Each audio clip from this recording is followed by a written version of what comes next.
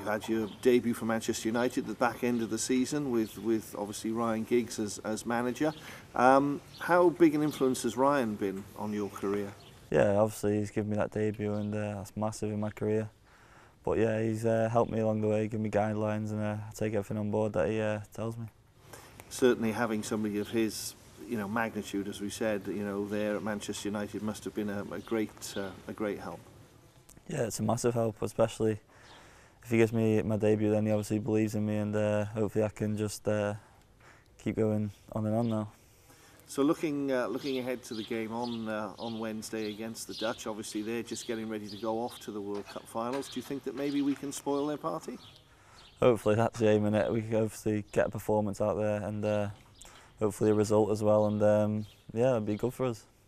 Do well, and then hopefully I can get a spot in for the Euro qualifiers and kick on from there.